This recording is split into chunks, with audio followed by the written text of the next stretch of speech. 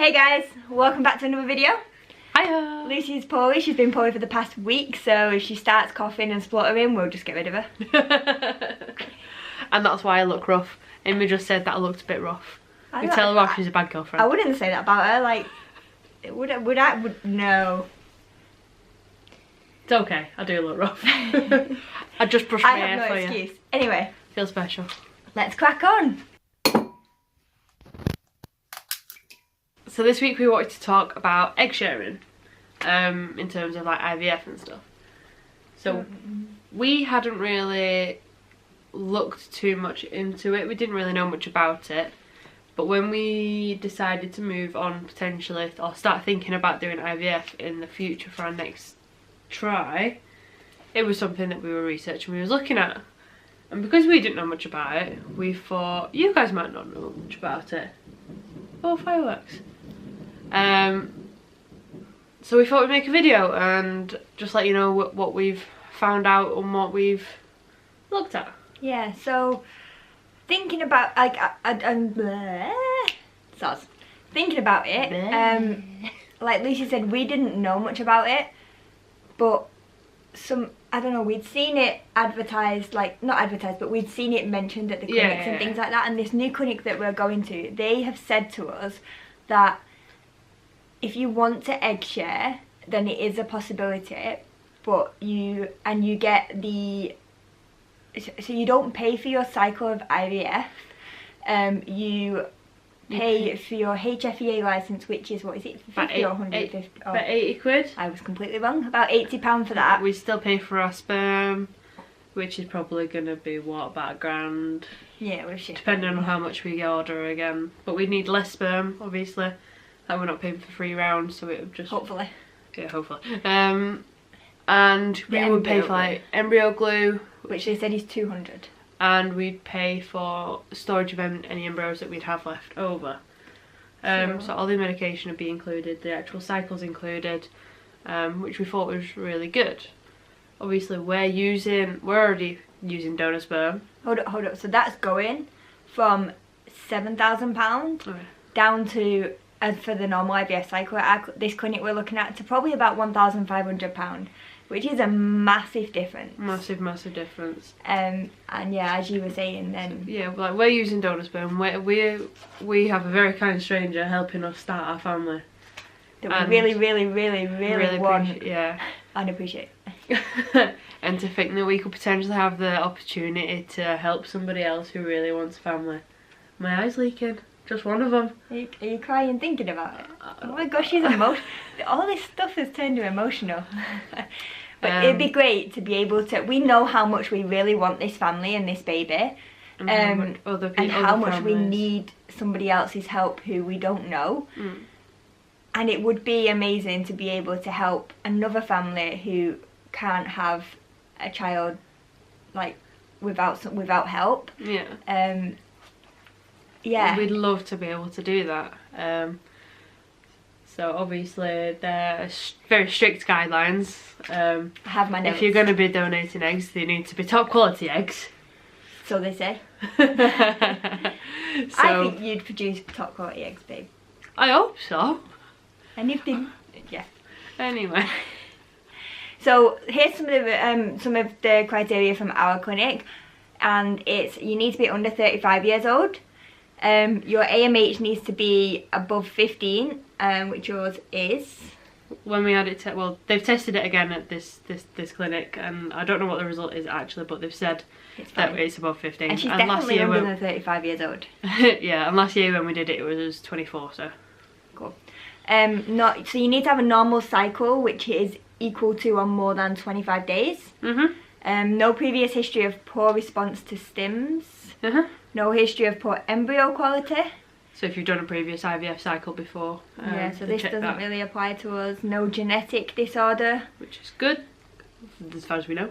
But we get tested for that. History of recurrent miscarriages. We haven't ever got pregnant, so... we need to also pass a donor screen. Yeah, so they do a load of screening. So things like nicotine, you're not allowed to be a smoker. They check you for HIV, hepatitis. They check your CMV, which we already know. It could have changed. They check you for being a carrier for cystic fibrosis, is that right? Yeah. See what blood group I'm in, and they do chromosomal analysis and the usual chlamydia and gonorrhea screening. Do you have that? I hope not. I'd be very concerned well, if I did. Well, you should have some answers, some questions to answer if she had this. Or maybe I would. No, joke. Even that, we've had it for 6 years. Although we've actually already done these tests, so yeah, I think we're good with that. They also would like, so it says on the email that we got sent that BMI needs to be below 35. But when we spoke to the lady, the consultant, she said that ideally about 30. Ideally below 30. Which is we're good for. Need to be a non-smoker. No drugs. No drugs. No recreational drugs. And you need to have 2 ovaries and no severe endometriosis. And finally, we need to have the counselling again. We did have this counselling when we started our IUI. I think we both found it extremely awkward.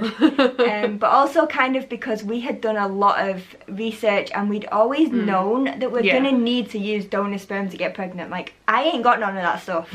So some dude out there needs to give us a hand, okay? So we'd obviously researched all the implications and stuff of it. So everything that she was telling us, we knew. Obviously, we've only really been thinking or contemplating or researching being a donor myself. So we know the implications of it in terms of like the legal. So when any child born is 18, they can get my details and all the details that I'll have to give, because we spent so much time looking at sperm donors, so we know all the information they have to give. But we've just not really thought of it too much from being a donor perspective, so it will be interesting to see if it's any different this time. I think it will probably be a little bit more useful, and there'll be information given to us that we don't already know. Definitely.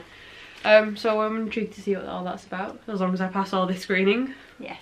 And if you do pass all that screening and we are accepted for egg donor, you are the clinic matches you to a recipient, and then you start some medication, which means that your cycle and their cycle match each other, and they aim for about 15 eggs.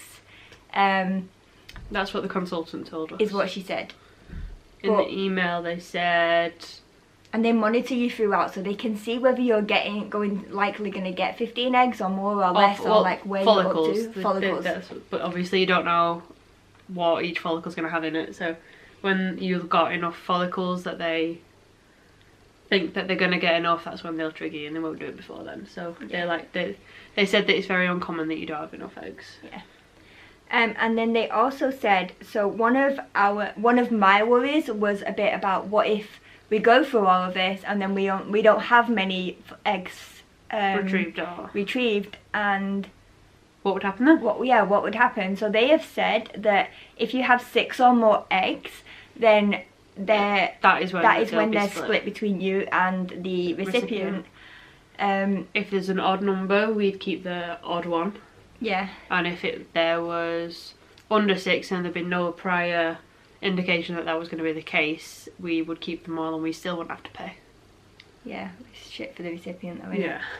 Yeah. Yeah, that's very, very rare. It was just something that we had wondered, so we thought we'd share. Yeah, and so it's very interesting. We do have... She's got notes. I have my notes. Very fun. We do have an appointment coming up, so we can ask... It says on the letter, actually, that we should keep an hour and a half for this appointment, which I'm quite looking forward to, because they must answer any of your questions, give you information, do your checks. Either that or it's just going to be a long old wait for it. Yeah, I hope not. Another thing that we'd have to consider if we were to do this would be we'd have to be very careful about what we're sharing on these videos, because obviously,